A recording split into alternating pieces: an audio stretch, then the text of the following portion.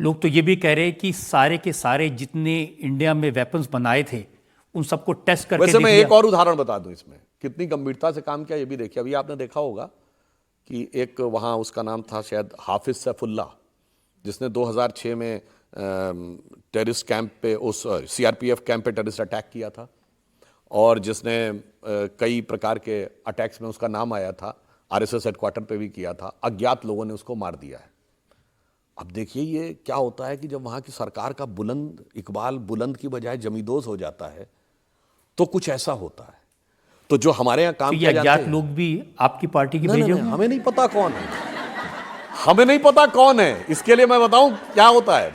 आप में से जो लोग उत्तर प्रदेश और मध्य प्रदेश के रहने वाले होंगे तो बुंदेलखंड में एक आल्हा गाया जाता है, आल्हा उदल का नाम सुना होगा। तो आल्हा में एक लाइन है कि बड़े लड़ैया मोहबे वाले जैकी मार सही ना जाए, और एक का मारे दुई मर जावे, तीसर खौफ खाए मर जाए। तो आप देखिए, एक ऑपरेशन किया, जैशे मोहम्मद लश्करे तैयबा फिनिश, अब पता नहीं खौफ खा के वो कहां से मर गया, हमें क्या पता। ब्रह्मोस के बारे में मैंने कमेंट देखा, पाकिस्तान ने कहा कि मोदी जी से हमें एक ब्रह्मोस भेज दो। कितने का है? उन्होंने कहा पता बता दो, फ्री में भेज देंगे। नहीं, नहीं, नहीं, आपको ध्यान हो जो जैशे मोहम्मद का हेडक्वार्टर है जिसका नाम मरकज सुभान अल्लाह था, तो ऐसा मोदी जी ने ब्रह्मोस भेजा कि एक दौर था वहां से बैठ के आतंकी हमले होते थे, दिल्ली, मुंबई, चंडीगढ़, गुवाहाटी, चेन्नई, लखनऊ, फैजाबाद, वाराणसी, जयपुर, सूरत, नागपुर। बताइए कोई ऐसा इलाका था जहां आतंकवादी हमले ना होते हो? आतंकवादी हमले होते थे और मरकज सुभान अल्लाह में बैठ के सुभान अल्लाह बोलते थे।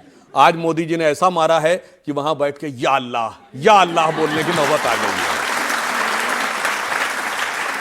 जनता में से एक सवाल ले सकते हैं इसमें। पहलगाम हमले के बाद जब भारत सरकार ने पीओके में आतंकी अड्डे तबाह किए तो राहुल गांधी जी ने कहा था कि हम भारत सरकार का फुल सपोर्ट करेंगे, लेकिन ऐसा क्या हुआ कि बाद में राहुल गांधी पलट गए? देखिए, ये मुझे लगता है इसका उत्तर तो कांग्रेस पार्टी या राहुल गांधी जी का कोई प्रवक्ता दे सकता है, मगर अलटना पलटना जो है वो कांग्रेस पार्टी की फितरत में रहा है। और वैसे जिस दौर में उनकी दौरे हुकूमत थी तो फुल सपोर्ट नहीं करना था, केवल सेना जो करने को तैयार थी उस पर शांत रहना था। बैरक ओबामा ने अपनी किताब प्रॉमिस लैंड में लिखा है 2010 में मनमोहन सिंह जी की वार्ता के आधार पर कि 2008 के बाद भारत की सेना कार्रवाई करने के लिए तैयार थी, मगर कांग्रेस सरकार ने इसलिए कार्रवाई नहीं की क्योंकि उसको लगता था इससे उपजे राष्ट्रवाद के वातावरण में बीजेपी को फायदा ना हो जाए। और राहुल गांधी जी तो वह व्यक्ति हैं जिन्होंने 15 जुलाई 2011 को उन्होंने कहा आतंकवाद को तो पूर्ण रूप से रोकना संभव ही नहीं है, it's impossible to stop terrorism at all the times. मगर आप देखिए मोदी जी की सरकार आने के बाद पूरे भारत में जो आतंकवाद होता था, दक्षिण कश्मीर के 4 जिलों तक उसको सीमित करने में सफलता हासिल की है।